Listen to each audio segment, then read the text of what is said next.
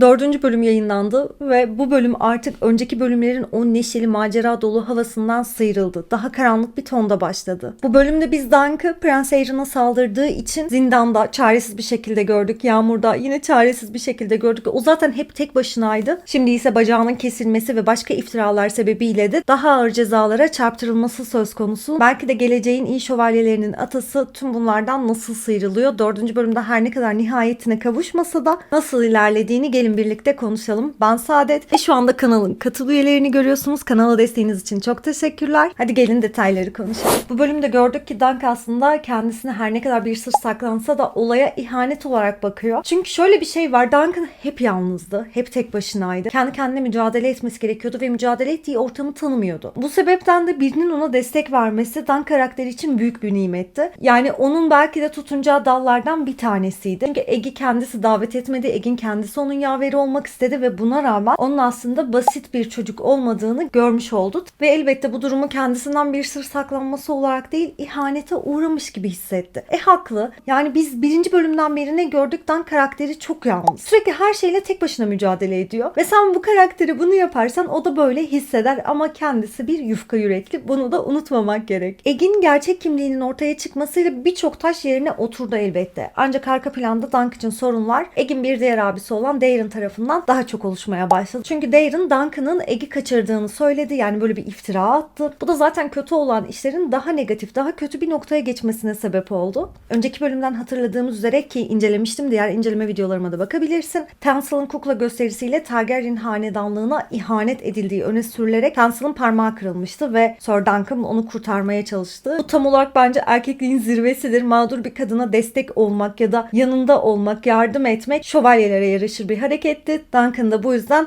artı birle gözümüze burada girmişti. Targaryen hanedanlığına ihanetten yargılanacağı için de Tensel'ın kaçmış olduğunu biliyoruz. Bölümün en kritik anından bahsedelim şimdi de. Duncan'ın şövalye yeminine dayanarak kendini savunması ve düello istemesi. Pislik Prens Aaron'ın da tabii ki de bunu engellemek için kendi lehine çevirmek için yani yine bir olmayacak işi yapması ama belki de bunu yapmış olması biraz daha son bölümlerde Game of Thrones havasını solmamıza neden olabilir. Bir minvalde böyle olmasını umut ediyorum en azından. Her ne kadar daha soft, daha sıradan ama destansı bir hikaye izliyor olsak da. Duncan'ın kendini bu şekilde savunmasına ithafen Prens Aaron dedi ki 7 yargılaması talep ediyorum dedi. Ve 7 yargılamasının en son 100 yıl önce yapılmış olduğu bölümün repliğinde geçiyordu. 7 yargılamasına göre her iki tarafında 7 şövalye ile dövüşmesi, karşılaşması gerekiyor. Peki bizim Sir Duncan the Tall diğer 6 kişiyi nereden buluyor? İşte tam olarak burada ilk önce Stephen Fossoway ihanetinden konuşmamız gerekiyor. En başta Duncan'ın yanında yer alacağını söylese de sonrasında Aaron'ın kirli teklifini kabul ederek onun tarafına geçiyordu ve Duncan da burada yine ihanete uğruyordu. Bu çocuğun yaşadıkları nedir? Yani tek başına kimseye ilişmeden, kimseye zarar vermeden ya da kirli oyunların içine dahil olmadan bir işte iyi olmak bu kadar zor olabilir mi? İşte burası tam olarak evrenin belki de en gerçekçi noktası. Peki kuzeninin ihaneti üzerine Raymond Fossoway ne diyor? Diyor ki ben de dövüşeceğim ve burada yer almak istiyorum ancak ben bir şövalye değilim. Duncan beni şövalye ilan et diyor. Fakat burası kitaba sadık olan çok tatlı detaylardan bir tanesi daha. Duncan orada her ne kadar ona çok ihtiyacı olsa da onu şövalye ilan edemiyor. Çünkü aslında o da kendisinin şövalye olmadığının farkında. Ve orada kılıcını tutarak bir ikilemin içinde kalıyor. Donup kalıyor. Lionel Baratheon devreye girerek o iş bende diyor. Ve onu şövalye ilan ediyor. O sahne o kadar iyiydi ki kamera alttan çekiyordu ve sanki hani orada şövalye ilan ediliyormuşum gibi bir havaya girdim. Orada bu durumu hissettim ve biraz daha böyle coşkuyla bölümün devamını izlememe sebep olan bir sekansta çok beğendim. Aynı zamanda Raymon'un kuzeninin ihanetine karşı böyle onurlu bir duruş sergilemesi ve orada kuzeninin ağzına lafı yapıştırması mükemmeldi. Hatta genelde dizi sürekli iğrenç detaylarla başlıyor olsa da bu bölümde Raymon'un tükürdüğü bir sekans vardı ki bence cuk diye yerinde olmuştu diye düşünüyorum. Bunu söyleyeceğimi tahmin etmiyordum ama orası şu ana kadar dizinin bize izlettiği iğrenç sahnelerden bence tek doğru yerinde olanıydı. Ve şimdi biraz da Baelor'ın sahneye çıkışından konuşalım. Çünkü arkadaşlar bu kısım bence bölümün en epik anıydı. Hatta belki de dizinin en epik anı olabilir. Şimdiye kadarki yayınlanmış bölümleri düşünürsek en azından. Çünkü veliaht bir prensin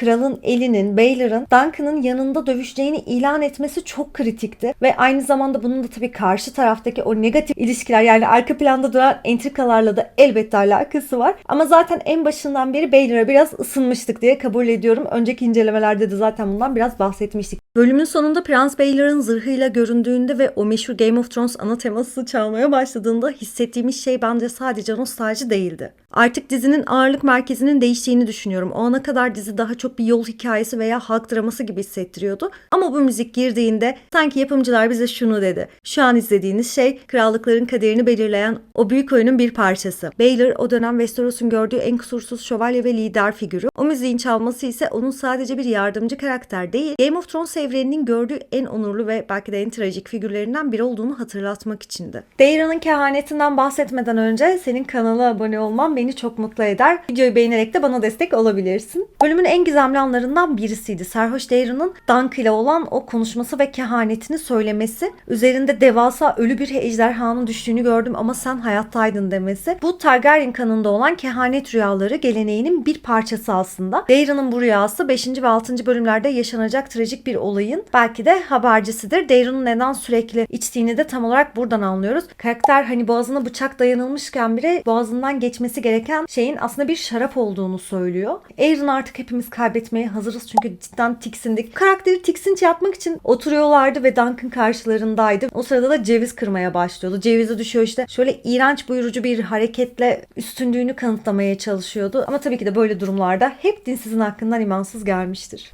Bölümün güzel olan detaylarından bir tanesi ise Lionel Baratheon'un bu sefer hani böyle neşeli, o biraz daha umursamaz, sarkastik tarzından ziyade korkusuzdu. Ve bu korkusuzluğuyla parladığını düşünüyorum. Tabii ki bunun da Duncan'ın yanında yer alması da büyük bir etken olduğunu düşünüyorum. Diğer lordlar hesap kitap yaparken o heyecan ve onur için öne atıldı. Ve böyle bir şey asla kaçıramam diyerek de kendisi ne kadar cesur olduğunu ön plana çıkarmış oldu diye düşünüyorum. Şundan da bahsetmek gerekiyor. Tansel'in kukla oyununun bu kadar dikkat çekmesinin ve Sadist Prensi bu kadar sinir etmesinin nedeni elbette Sadist Prens'in kendisini yeryüzüne inmiş yürüyen ejderha, insan formunda bir ejderha olmasını sanmasıyla alakası var. Ama Westeros halkı o dönemde henüz çok taze Blackfyre isyanının şokunu atlatmış değil. Ejderhanın ölümü demek Targaryen otoritesine doğrudan başkaldırı demek. Zaten Tansel'da bu yüzden cezalandırılıyor. Yani bu Sadist Prens aslında sadece kendisini hani böyle yeryüzüne inmiş yürüyen insan formunda ejderha olarak sanmıyor. Bunu da sonuna kadar savunması gereken, aynı zamanda o kanı paylaştığı için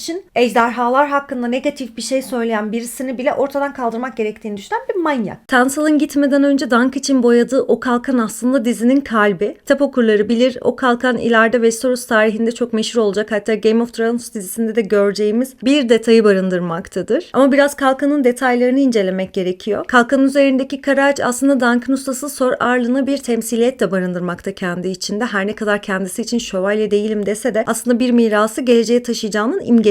Kayan yıldız detayı ise Duncan tamamen kendi kaderi. O gece gökyüzünde gördükleri kayan yıldız Duncan yükselişini ama aynı zamanda bu yükselişin çetrefilli yollarını da temsil ediyor. Tansel'ın imzası olması zaten romantik bir detay. Duncan Tansel'a olan sevgisini ve onun masumiyetini korumak için savaştığını gösteren bir detay. O kalkan Dunk için artık sadece bir koruma aracı değil, uğruna ölmeyi göze aldığı bir yemin aslında. Dunk kalkanı ile birlikte o yozlaşmış prenslerin arasında gerçek şövalyeliğin son kalesini temsil ediyor aslında. En başından beri oyunculukların çok iyi olduğunu düşünen taraftayım. Peter Cluffy ve Dexter Sol Ansel arasındaki kimya bu bölümde dramatik anlamda zirveye ulaştı. Egg'in pişmanlık dolu bakışları ve Dunk'ın onurlu ama korkmuş duruşu çok başarılıydı. Egg'in gözyaşlarının dolduğu yerde ona sarılmak istemedik mi? Geleceği boş verelim şimdi ama o an ona bir sarılmak istemedik mi? Dizi zaten kitaplara olabildiğince sadık bir şekilde ilerliyor. Ejderhaların kaosunu, o entrikayı izlemek istiyoruz aslında bir noktada. En azından ben öyle istiyorum. Ancak bu dizinin beni tutuyor olması kitaba olan sadakatidir. 5. bölümü de sabırsızlıkla bekliyorum. Hani 7'ye 7 şövalyelerin dövüşünü izlemek çok heyecanlı olacaktır.